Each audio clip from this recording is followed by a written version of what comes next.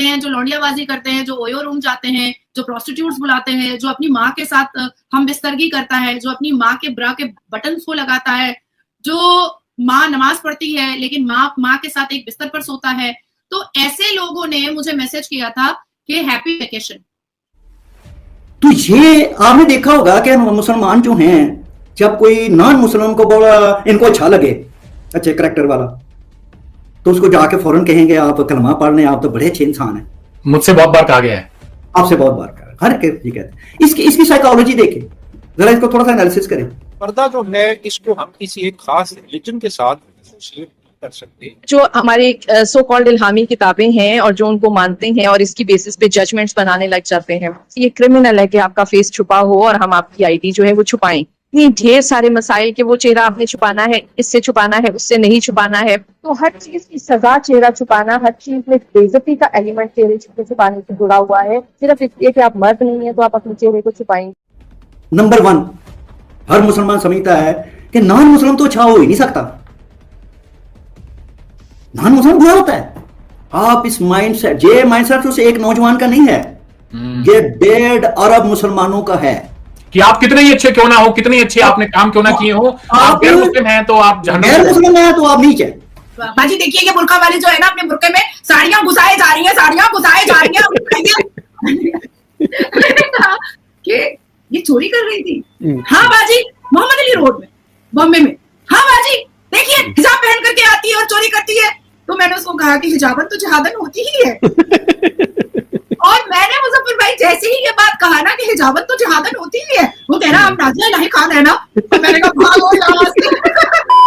श्री राम दोस्तों पूरा वीडियो भी बाकी है यार। मुझे शर्म आ रही है, ये जो मुस्लिम धर्म है इसमें क्या हो गया है बताइएगा। पुरुष मर्द है, खुद को अल्लाह ताला मतलब उसको हक है सिर्फ वही अल्लाह की इबादत कर सकता है, महिलाएं क्यों नहीं। आज इराक में महिलाओं के हक छीने गए हैं। वहाँ पर जो शादी की उम्र है वो 9 साल कर दी गई है, मतलब 60 साल का बुढ़ा 9 साल की लड़की के साथ शादी कर सकता है। बताइएगा इस्लाम में क्या ऐसा होता है, मुझे तो नहीं पता है। इसके साथ ही भारत में तमाम मुस्लिम नेता हैं, खासकर ओवैसी साहब, आखिर क्यों कुछ नहीं बोलते हैं। बात समानता की हो रही है, लोकतंत्र की बात करते, संविधान की बात करते, तो संविधान में महिला पुरुष को दोनों को समान हक दिए गए, तो यहाँ पर ओवैसी साहब चुप क्यों हो जाते। सबसे पहले दोस्तों देखिएगा किस तरीके से इराक की ये जो बात की गई है, 9 साल की बच्ची के साथ शादी, किस तरीके से मीडिया में ये बातें चल रही हैं। वीडियो देखिएगा और चैनल को सब्सक्राइब कीजिएगा। इज्जत देने वाला अल्लाह है, बतुजिल्लो मंतशा, बेइज्जत करने वाला भी अल्लाह है।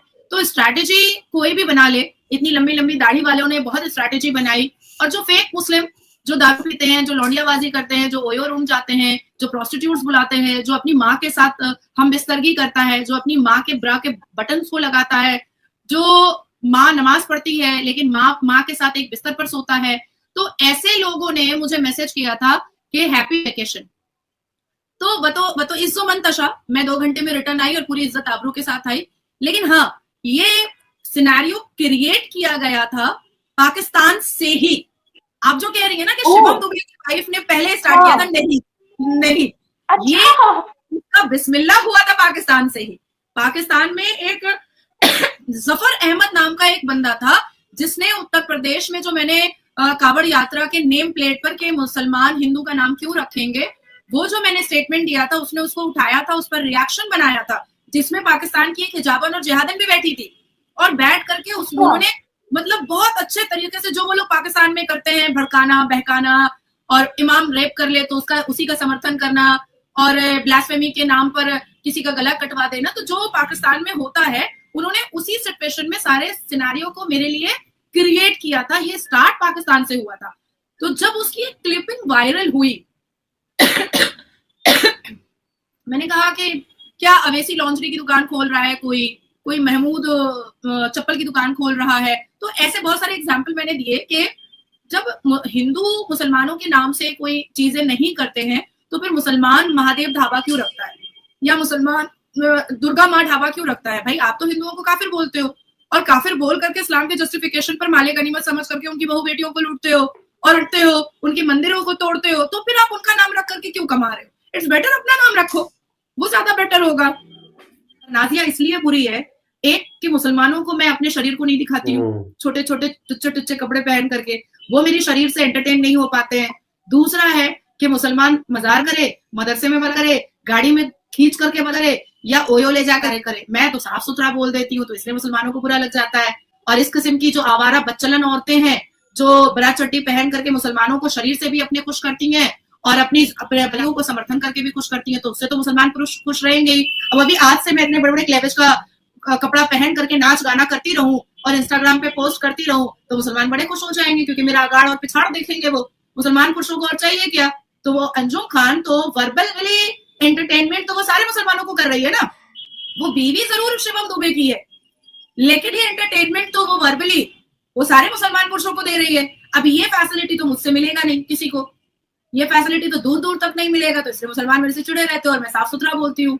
तो उसके बाद फिर शिवम दुबे तो छोड़ी दो, अब तो वो मोहम्मद शब्बीर है, तो वो मोहम्मद शब्बीर अलाइस शिवम दुबे की बीवी अंजुम खान ने जब वो पोस्ट किया, उसके बाद ये पाकिस्तान का ही था, स्टार्टिंग पाकिस्तान का ही था। मैं नकलची बंदर नहीं बन सकती भाई।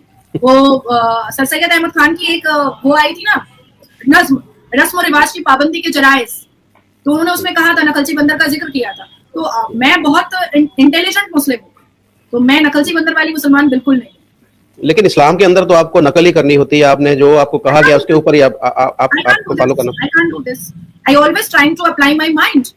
लेकिन मुझे ऐसा लगता है कि बहुत सारी ऐसी महिलाएं थी जो प्रॉफिट हो सकती थी, लेकिन अल्लाह ने थोड़ी सी पार्शियलिटी कर दी और बीबी मरियम को प्रॉफिट नहीं बनाया, बीबी फातिमा को प्रॉफिट नहीं बनाया, बीबी आयशा को प्रॉफिट नहीं बनाया, बीबी ज़ैनब को प्रॉफिट नहीं बनाया, बीबी सफिया को प्रॉफिट नहीं बनाया, लेकिन बनाया जा सकता था, बिल्कुल जा सकता था। तो मुझे ऐसा लगता है कि औरत का दर्जा बहुत बुलंद है, और जब सूरह अल-बकरा में अल्लाह खुद फरमा रहा है कि मेरी नजर में मर्द और औरत बराबर है, सूरह अल-बकरा की आयत अगर आप निकाल करके देखिएगा तो उसमें अल्लाह ने खुद फरमाया है कि मेरी नजर में मर्द और औरत बराबर है। तो जब अल्लाह तबारक तआला की नजर में मर्द और औरत बराबर है, तो फिर प्रॉफिट का दर्जा सिर्फ मर्दों को क्यों दिया गया, औरत को क्यों नहीं दिया गया? तो ये मैं तो शिकायत कर सकती हूँ ना, अल्लाह मेरा भी तो है, सिर्फ आपका तो नहीं है, सिर्फ मुस्लिम पुरुषों का तो नहीं है, हमारे लिए भी तो है भाई। हम भी तो अल्लाह अकबर कह के ही अपना तहलीमा नमाज का बांधते हैं, तो मैं अपनी शिकायत अल्लाह से ना करूं तो किससे जाकर के करूं? तो मेरी तो थोड़ी बहुत शिकायत है उनसे। देखा दोस्तों किस तरीके से महिलाएं खासकर काफ़ी नाराज़ चल रही हैं, वो मुस्लिम महिलाएं भी काफ़ी नाराज़ चल रही हैं जो अल्लाह ताला को मानती हैं, मुस्लिम धर्म को मानती हैं। अब दोस्तों ऐसे में 9 साल की एक छोटी बच्ची के साथ 60 साल का बुड्ढा शादी करेगा तो उस बच्ची का क्या होगा, ये सोचना लाजमी है। दोस्तों आपका क्या कहना है? अगर आप मुस्लिम हैं तो मुझे कमेंट सेक्शन में ज़रूर बताइए, क्या इराक को ऐसा कानून पास करना चाहिए था या नहीं करना चाहिए था? मुझे कमेंट सेक्शन ज़रूर बताइए और चैनल को सब्सक्राइब कीजिए।